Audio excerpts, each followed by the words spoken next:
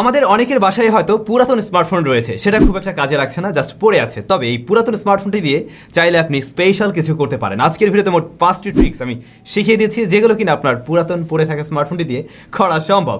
এমনকি আপনার ফোনের যদি ডিসপ্লেটা ফাটা হয়ে থাকে, নষ্ট হয়ে থাকে, তারপরেও ওই স্মার্টফোনটি দিয়ে দারুণ ইন্টারেস্টিং কিছু আপনি করতে পারবেন। লাইক এটা টিভি বানিয়ে ফেলতে পারেন, সেটা সম্ভব।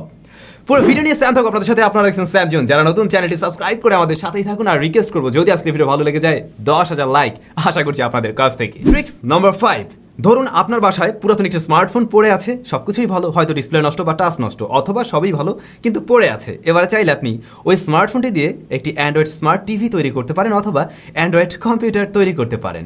কিভাবে সম্ভব? সহজেই সম্ভব। যদি কিনা আপনার হাতের ওই স্মার্টফোনটি, মানে পুরাতন স্মার্টফোনটি ডিসপ্লে আউট দিয়ে থাকে, তাহলে কিন্তু খুব সহজেই সম্ভব। আপনার দরকার হবে এরকম একটি মনিটর, সেটা হতে পারে কম্পিউটারের মনিটর বা যে কোনো monitor, just HDMI input line থাকলে চলবে। এবারে আপনি একটি USB Type-C to HDMI output converter যে পাওয়া যায় বা অ্যাডাপ্টার পাওয়া যায়, সেগুলো কিনে নিন। ওইটা দিয়ে আপনার স্মার্টফোনের সাথে কানেক্ট করুন এবং অন্য প্রান্ত থেকে HDMI দিয়ে মনিটরের সাথে লাইন দিন। তাহলে কি হবে? আপনার মোবাইল ফোনের ডিসপ্লেটা শেয়ার হয়ে যাবে ওই মনিটরে।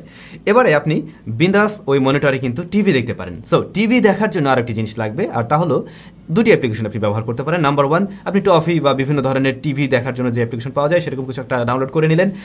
আর দ্বিতীয়ত, আপনি ATV নামক একটি লঞ্চার রয়েছে, ATV, এইটা ডাউনলোড করে নেবেন।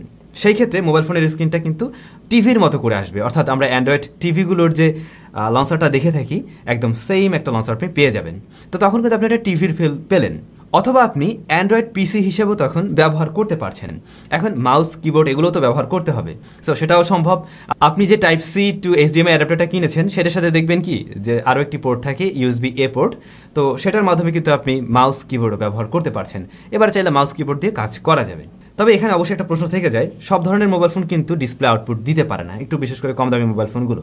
তো সেই ক্ষেত্রেও একটা সলিউশন আছে, যার জন্য আরও কিছুটা টাকা খরচ করতে হবে, প্রায় আরও 800 টাকার মতো খরচ করতে হবে। আপনি একটা ক্রোমকাস্ট কিনে নিতে পারেন, যেটা আপনি আপনার ওই মনিটরের সাথে ব্যবহার করবেন। এবারে ওয়্যারলেসলি আপনি চাইলে মোবাইল ফোন থেকে তখন কিন্তু কাস্ট করতে পারছেন। সো সেটাও সম্ভব। সো এই ওয়েতে আপনারা চাইলে খুব সহজেই আপনার পুরাতন মোবাইল ফোনটি দিয়ে একটি স্মার্ট টিভি বানাতে পারেন বা একটি অ্যান্ড্রয়েড PC বানাতে পারেন। আপনাদের সুবিধার্থে বলে রাখছি, আমি যেহেতু এখানে একদম টিউটোরিয়াল আকারে দেখিয়ে দিলাম না হাতে কলমে যে আসলে কোনটা কীভাবে কানেকশন করবেন, হয়তো অনেকের জন্য একটু সমস্যা হতে পারে। তাই আমি যে কাজটা করব, এখানে আজকে আমরা যে 5টা ট্রিক্স শিখবো, প্রত্যেকটা ট্রিক্সের আলাদা আলাদা টিউটোরিয়াল করে আমাদের যে স্যাম নামে যে পেজটি রয়েছে, আমাদের ফেসবুক পেজটি, ওই পেজে আমি প্রত্যেকটা ভিডিও আলাদা করে দিয়ে দেবো, যাতে করে আপনারা ওইখান থেকে টিউটোরিয়াল আকারে দেখে শিখে নিতে পারেন। যদি এই ভিডিওতে আমি প্রত্যেকটা টিউটোরিয়াল দিতে যাই, তাহলে ভিডিও হয়ে যাবে 40-50 মিনিট, যেটা সম্ভব না। আবার এর প্রত্যেকটা নিয়ে এক একটা ছোটো ছোটো ভিডিও করে ইউটিউবে দেওয়া পসিবল না, সেক্ষেত্রে অনেকেই আবার রাগান্বিত হতে পারেন। সো আমি এটা আমাদের স্যাম পেজে দিয়ে দিচ্ছি, ফেসবুকে ডেসক্রিপশনে লিঙ্কটা দেওয়া রইল। ট্রিক্স নাম্বার 4, আপনার বাসায় ওই যে পুরাতন একটা স্মার্টফোন আছে, যার ক্যামেরাটা হয়তো ভালো বা স্মার্টফোনটা ভালোই। সো এবারে আপনি চাইলে ওই স্মার্টফোনটাকে CCTV ক্যামেরা বানাতে পারেন। CCTV ক্যামেরা ঠিক না, IP ক্যামেরা হিসেবে ব্যবহার করতে পারেন। তো যে কাজটা করতে হবে, আপনার ওই পুরাতন স্মার্টফোনটিতে একটা অ্যাপ্লিকেশন ডাউনলোড করতে হবে, আর তার নাম হলো IP ওয়েবক্যাম। IP ওয়েবক্যামটা এখানে ইনস্টল করলেন। এবারে অন্য আরেকটি ডিভাইসে, যে ডিভাইসটা আপনার নতুন, সেটাতে আপনি IP ওয়েবক্যাম ওই সেম সফটওয়্যারটা ইনস্টল করে নেবেন। অথবা আপনি চাইলে এটা উইন্ডোজেও ইনস্টল করতে পারেন বা কম্পিউটারে ইনস্টল করতে পারেন। তো দুটো স্মার্টফোনে ডাউনলোড হয়ে গেল। এবারে আপনি পুরাতন স্মার্টফোনটিতে যাবেন, ওই অ্যাপ্লিকেশনে ঢুকবেন, ঢোকার পরে নিচে যাবেন, দেখবেন স্টার্ট সার্ভার রয়েছে। স্টার্ট সার্ভারে গেলেই ক্যামেরা অন হয়ে যাবে, পুরাতন স্মার্টফোনের ক্যামেরা অন হয়ে যাবে। এবারে রাইট সাইডে লক্ষ্য করা যাবে অ্যাকশনস রয়েছে। তো অ্যাকশনে আমরা গেলাম এবং সেখানে আমরা গিয়ে দেখব কপি IP ক্লিপবোর্ড। সো এটাকে কপি করে নিলেন। কপি করে নেওয়ার পরে এই যে কপির লিঙ্কটা, এইটা জাস্ট আপনাকে এই স্মার্টফোনে পাঠাতে হবে। সেটা আপনি মেসেঞ্জারের মাধ্যমে পাঠাতে পারেন বা যে কোনোভাবে, সেটা মানে জাস্ট কপি করে নিয়ে এখানে দিলেই হবে। ওটাতে জাস্ট ক্লিক করে দিলেন, সাথে সাথে আপনি দেখবেন এইটার ক্যামেরাটা আপনি এই স্মার্টফোন থেকে দেখতে পাচ্ছেন। যেমন ধরুন আমি আমার এই ফোনের ক্যামেরাটা এখানে শেয়ার করছি, এই যে নিশ্চয়ই হয়তো আপনারা দেখছেন এই ডিসপ্লেতে আমাকে দেখা যাচ্ছে, রাইট? সো এখন চাইলে আপনি এই স্মার্টফোনটি দিয়ে এইটার ক্যামেরাকে কন্ট্রোল করতে পারবেন। আবার দেখুন, আপনি চাইলে এইটার ডিসপ্লেটা অফ রাখলেও এখানে কিন্তু ক্যামেরা শো করবে, এখানে কিন্তু ক্যামেরা বন্ধ হয়ে যাবে না, এইটার ক্যামেরা কিন্তু ঠিকই রানিং আছে। দেন আমরা দেখতে পাই এইখানে অনেকগুলো অপশন পাওয়া যাবে। আপনি চাইলে জুম ইন আউট করতে পারবেন, তারপরে নাইট মোড রয়েছে। সেটা আসলে খুব একটা কাজের কিছু না, দুইটা ক্যামেরাকে ব্যবহার করা যাবে। আপনি চাইলে ফ্রন্ট ফেসিং ক্যামেরা আবার ব্যাক ক্যামেরা, সেটাকে ঘুরিয়ে ঘুরিয়েও ব্যবহার করতে পারবেন। তো সেই ক্ষেত্রে এরকম একটা স্মার্টফোন একটা রুমের মাঝে যদি আপনি রাখেন, তো বোথ সাইড আপনি কভার করতে পারছেন, সামনে এবং পিছনে। আরও বেশ কিছু এখানে ফিচার রয়েছে, যেমন এই দেখুন LED ফ্ল্যাশলাইট চাইলে অন করে দেওয়া যাবে। এই যে মোবাইল ফোনটা, আমি এইটা দিয়ে চাইলে এই যে ফ্ল্যাশ লাইটটা অন অফ করে দিলাম।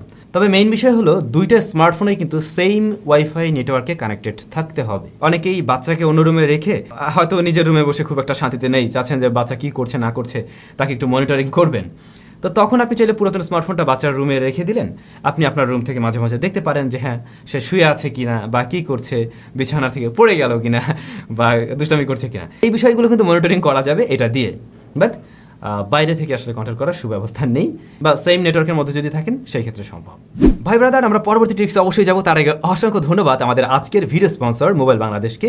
মোবাইল বাংলাদেশ মূলত এই সমস্ত স্মার্টফোনের সার্ভিস রিলেটেড কাজ করে থাকে, অর্থাৎ ফোনটা হাত থেকে পড়ে গিয়ে ভেঙে যেতে পারে বা নষ্ট হতে পারে, সেই ক্ষেত্রে আপনি তাদের কাছ থেকে খুব সহজেই সার্ভিস করে নিতে পারেন। আমি পার্সোনালি নিজেও কয়েকবার সার্ভিস করিয়েছি তাদের থেকে।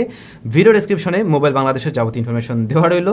আর তাদের এই সার্ভিস সেন্টার রয়েছে ইস্টার্ন প্লাজাতে। তাদের আরেকটি সার্ভিস থাকছে, আপনার বাসা থেকে পুরাতন বা ভাঙা স্মার্টফোন কালেক্ট করে নিয়ে এসে ঠিক করে আবার আপনার বাসায় পৌঁছে দিয়ে আসতে পারবে।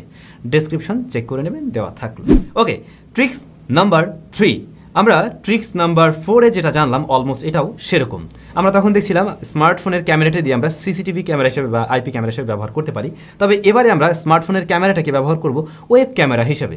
হয়তো আপনি একটি ডেস্কটপ চালাচ্ছেন, এবারে আপনার স্কাইপিতে কারোর সাথে কথা বলতে হবে, বা আপনার ডেস্কটপের সাথে ওয়েবক্যাম নেই। সো সেই ক্ষেত্রে আপনি পুরাতন স্মার্টফোনটি ব্যবহার করতে পারেন। আপনার পুরাতন স্মার্টফোনে একটি অ্যাপ্লিকেশন ডাউনলোড করতে হবে, আর তা হলো ড্রয়েড ক্যাম।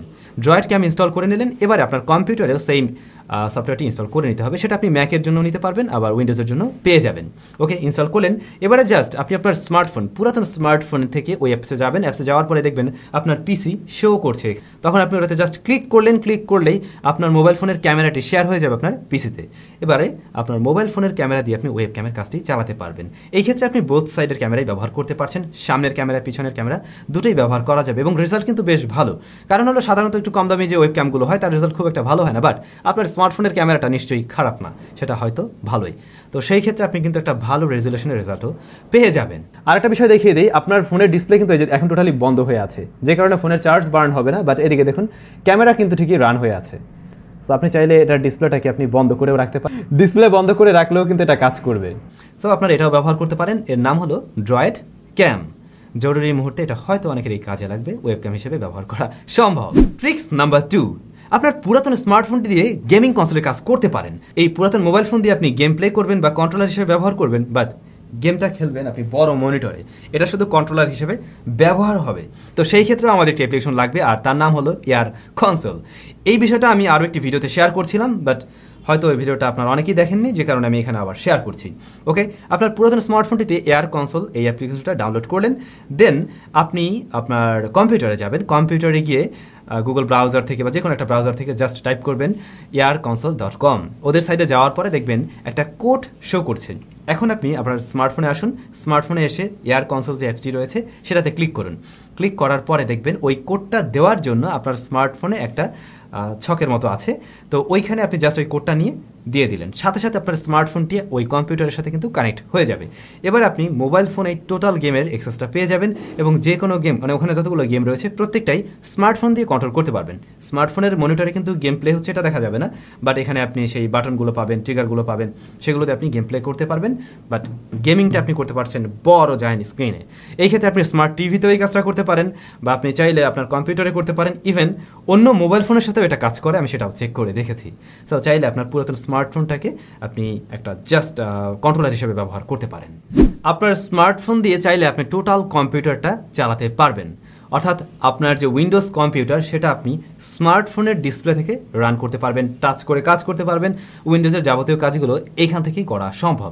অথবা এভাবে বলা যেতে পারে আপনার উইন্ডোজের ডিসপ্লেটা এখানে শেয়ার করতে পারছেন, কিংবা দুইটা ডিসপ্লে হিসেবে মোবাইল ফোনটাকে ব্যবহার করতে পারেন। তো পুরাতন স্মার্টফোনের যে ডিসপ্লেটা রয়েছে সেটাকে সেকেন্ডারি ডিসপ্লে হিসেবে যদি ব্যবহার করতে চান, সেই ক্ষেত্রে আপনার যে অ্যাপ্লিকেশনটা ডাউনলোড করতে হবে তার নাম হলো স্পেস ডেস্ক। স্পেস ডেস্ক এই অ্যাপ্লিকেশনটা ডাউনলোড করে নেবেন আপনার স্মার্টফোনে, এবং এই সেম সফটওয়্যারটি উইন্ডোজের জন্য ডাউনলোড করে নিতে হবে। ইনস্টল করলেন।